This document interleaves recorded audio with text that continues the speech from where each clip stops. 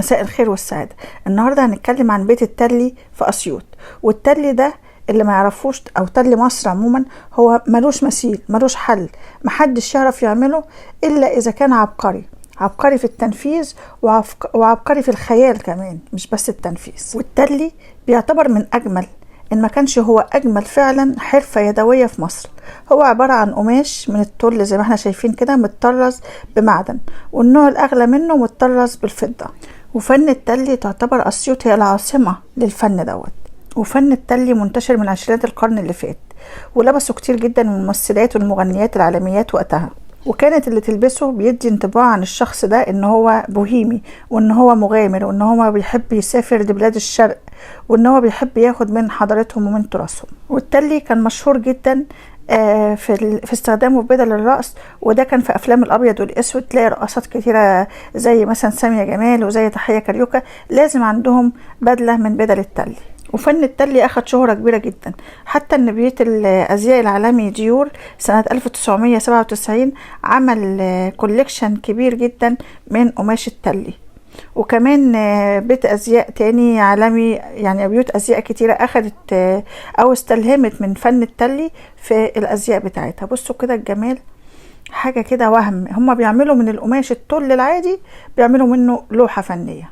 وفي أسيوط الفنان سعد زغلول أسس بيت التلي اللي هو بمثابة مدرسة تعليم لإحياء حرف يدوية مصرية أصيلة. وطبعا ده عشان يحافظ على حرفة فن التلي، إن هو ما يندثرش وإن هو ما يختفيش.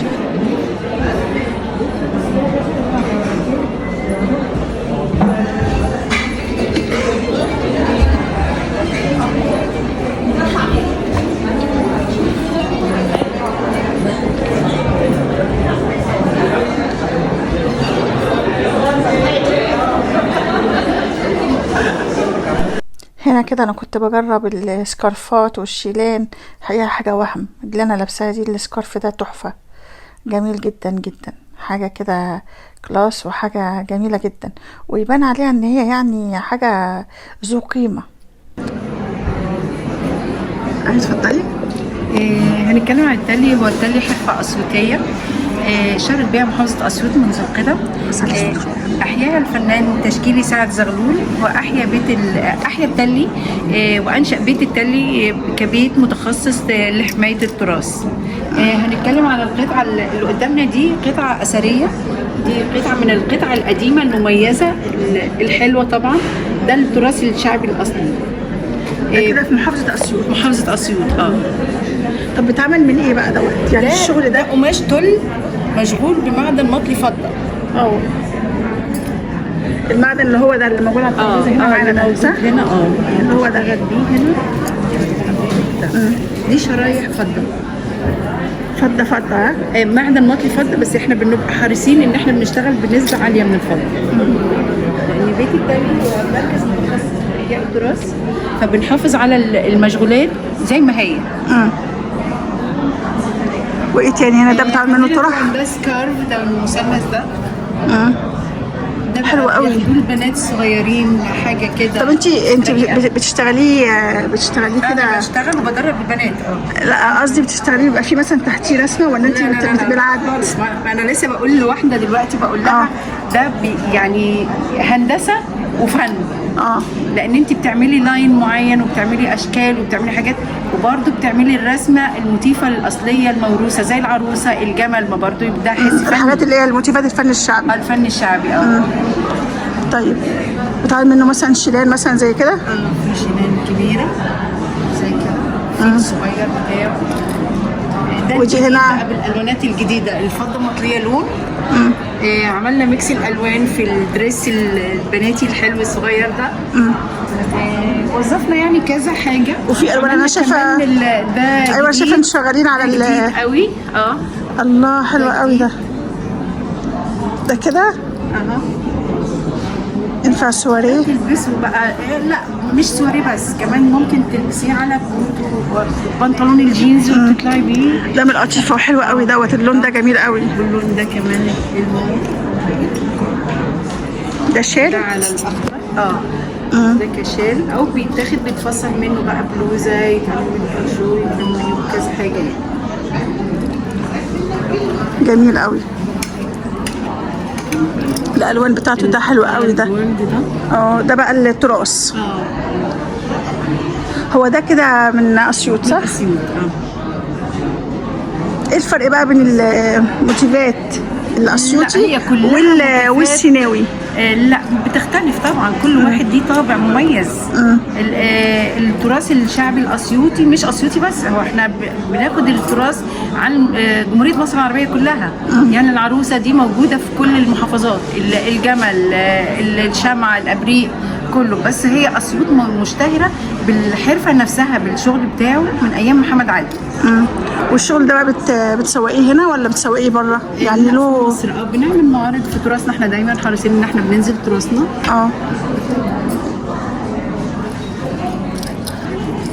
في معارض خارجيه، كنا لسه قريب في الرياض. ايوه انا قصدي كده معارض بره، في معارض خارجيه زي الرياض كنا فيها قريب. الاسبوع الثقافي بتاع الرياض.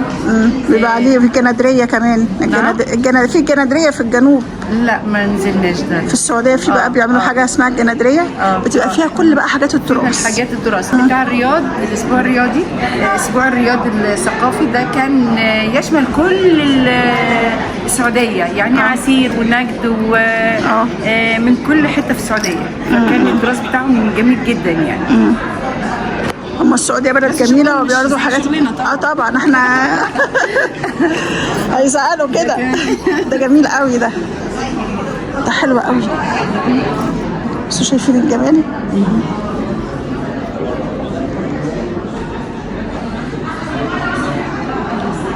ده ممكن مثلا واحده مثلا بتتجوز، ممكن مثلا متكررين كل قطعه ليها طابع. ده ممكن مثلا واحده بتتجوز تجيب في جهازها حته زي ديت تبقى ضيوف، او في رمضان تبقى في رمضان تبقى حاجه حلوه قوي. ده كان في منه كل الالوان، في الوايت، في الاسود، في الزيتي. كان كل الالوان موجود منه.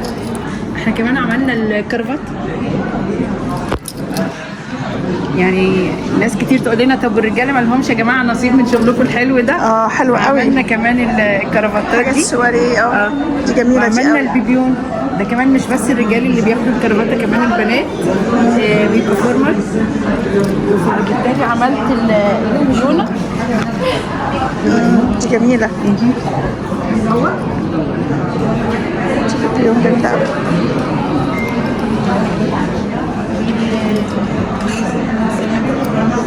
واو دي تحفه.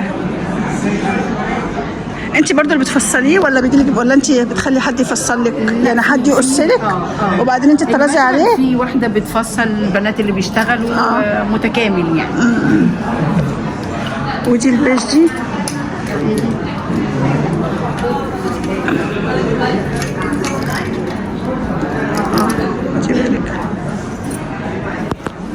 حلو قوي.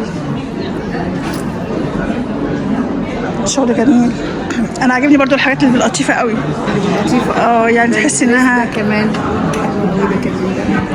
الله جميل. كمان في شال قطيفه حلو قوي ده. احنا المصريين خلاص رجعنا تاني للتراث بتاعنا ورجعنا لحاجتنا، ودي احلى حاجه ان احنا بطلنا بقى عقده الخواجه والمستورد. بس اهم حاجه برضو ان الناس عايزه ترجع بقى بالاسعار الحلوه، يعني ان يبقى في اسعار مناسبه للناس. واحنا عملنا دلوقتي اسعار مختلفه. يعني كل الناس بتشتري وكل الناس بس ده عشان يبقى في متناول ايدك كمان. ده جميل قوي ده حلو قوي. الشغل جميل. شال قطيفه معمول بكينار من التلج. حلو قوي. انا بقول لك احنا دلوقتي كلنا اتجهنا للمنتج المصري. فالمنتج المصري بقى يعني لو هو بالحاجات دي احنا كده مش كنت بنادي ان كل سيده مصريه بتمثل مصر في الخارج لازم تبقى لابسه حاجه من التراث المصري الاصيل بتاعنا، لان التراث المصري ما فيش في جماله في اي مكان. طبعا احنا عندنا، وبعدين احنا عندنا كل مكان في مصر له ميزه. كل مكان له حاجه بتميزه. يعني انت عندك اسيوط مثلا كده، اسوان لها حاجه ثانيه، سينا او شندويل يعني بتشتغل بالحرير. الحرير ده حاجه كمان رائعه. هنا انا شايفه هنا دهشور كنت لسه فيها برضو بيشتغلوا حاجات الخوص والحاجات بنبات الحلفه والكلام ده. محافظه عندنا في مصر بتشتهر بحاجه حلوه قوي قوي قوي. كل حاجة عندنا حلوة. نرجع تاني لأصولنا تاني ونشتغل تاني ونلبس تاني الحاجات بتاعتنا وتراثنا المنتج المصري ده. ونبطل بقى ايه الشغل بقى اللي هو بتاع المحلات التانية اللي احنا عارفينها. فخلينا في المصري، مفيش احلى من المصري. طب المنتج بتاع حضرتك اسمه ايه؟ تيلي هاوس؟ تيلي هاوس ده اسم المنتج.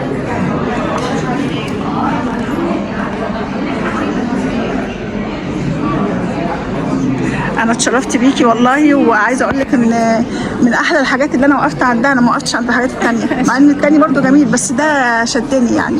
الشغل بتاعه دقيق واحترافي بجد يعني، جميل. في ده اللي هو على الجولد، انا نسيت اوري لحضرتك. ده تحفه. لا لا بس دي شويه كمان مش ذهبي خالص يعني. حلو قوي. تعالي كده بس عشان يبان كده، مش باين في النور. ايوه كده، الجمال ده حلو قوي. هو الشغل اللي هو الذهبي او الفضي هيبقى عليه اقبال اكتر من الالوان، صح؟ لا طب انا في حد طلب مني شال بنفس الميكس الالوان دي. واحده كبيره مش شرط اللي هم والله البنات. بس حلو. عموما احنا الالوان اصلا موضه. احنا الالوان كل الصيف ده اللي قدنا كله اخضر وبرتقاني الالوانات الجميله واحمر. جميل. تسلم ايديك. شكرا ليك وشكرا لذوقك. شكرا. مع السلامه. باي باي.